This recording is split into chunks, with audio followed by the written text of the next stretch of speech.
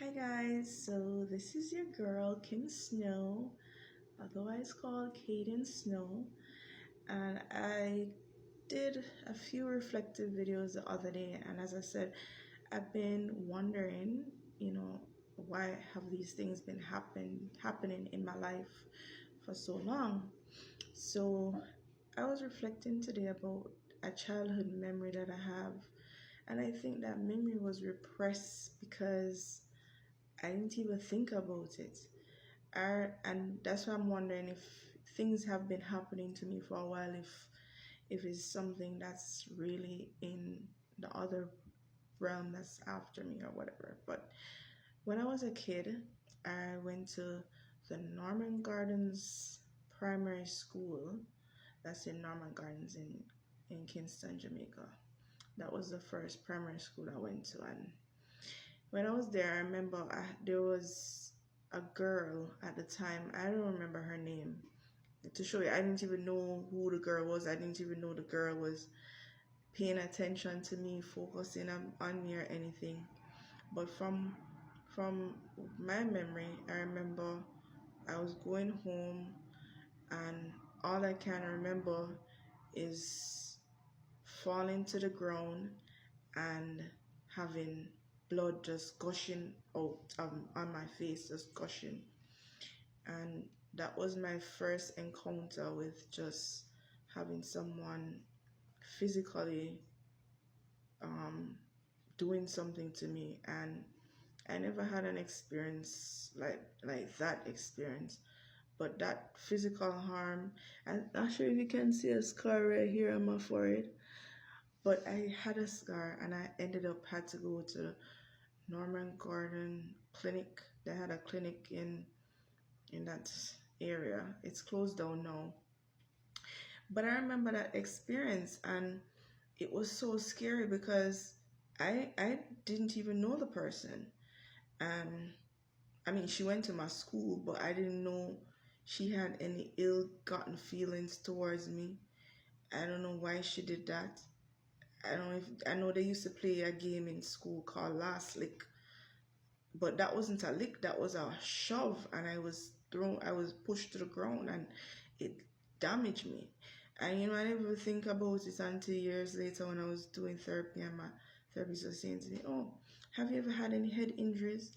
And then I remember, yeah, I did have a head injury, serious one. I had to go and get stitches and everything in my forehead, and that was my first experience with somebody like showing the hate on me. And it made me think about things like, be careful, and that was from a female. So I don't know if I don't have luck with women or what, but it's like they hate for no fucking reason. Pardon my French. But I'm not sure if that girl did get reprimanded, punished. I know that she wasn't in my all the way through my school, because I think she had to leave or something. But that experience was scary for me. I remember I went home and I had this thing on the white skull thing on my forehead for so long. Another experience I had when I was in primary school, this boy used to trouble me all the time. I said, I ain't gonna take no more troubling from nobody. I fight the little boy and beat him up. I think his name was Akbar, something or another. He had an A name. And I fight him. Apparently the little boy didn't like me and I didn't know. But I guess that's how boys at that time express them lightness towards you by perplexing you. And I stopped. You grow after a while. When you're a kid, I guess you become more resilient to pain.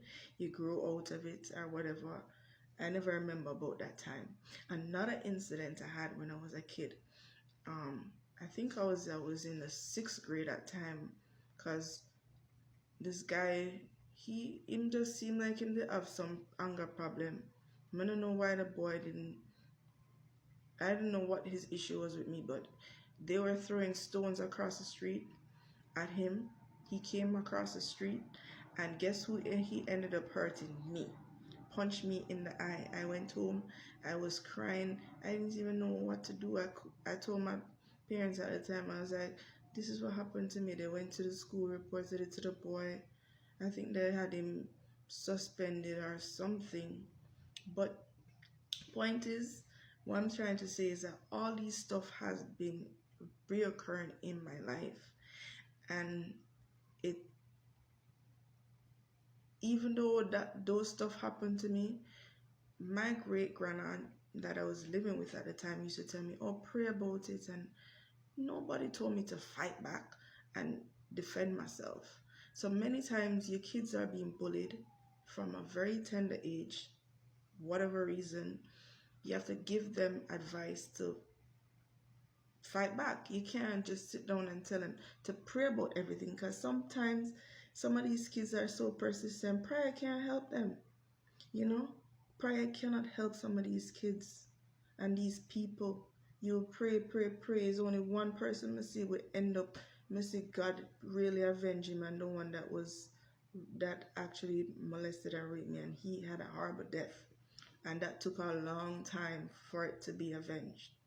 So what I'm trying to say is, teach your kids how to defend themselves against bullies, against not not sitting down being harmed, because it does affect your kids eventually.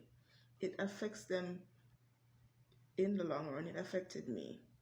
Um, Another thing I was reading this morning, and it was something from the Bible. It says, when Saul had sent men to watch David's house in order to kill him, he says, "Deliver me from my enemies, O God. Protect me from those who rise up against me. Deliver me from evildoers and save me from bloodthirsty men." The truth is, you will be delivered eventually.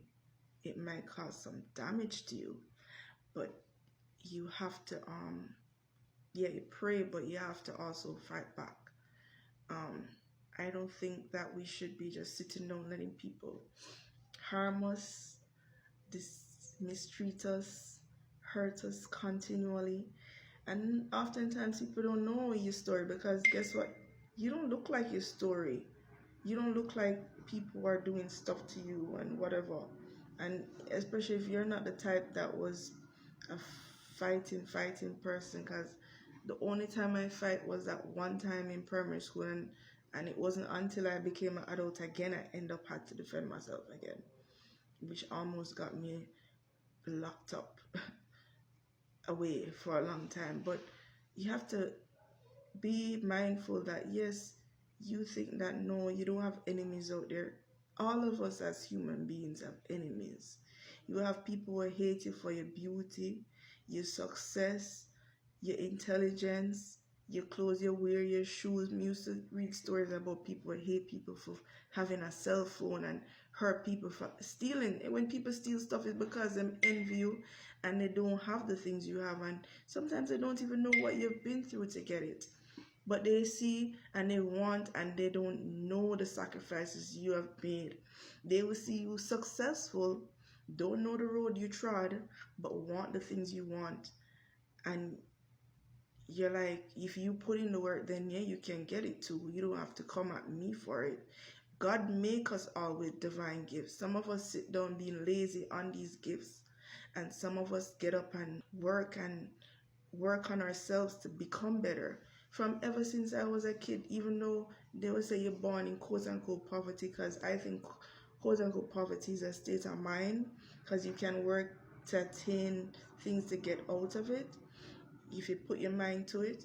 Physically, you can be trapped and set back if you don't have the monetary wise. But I think if you have your mindset in the right frame and you have the education, you can work your way out of it, you know?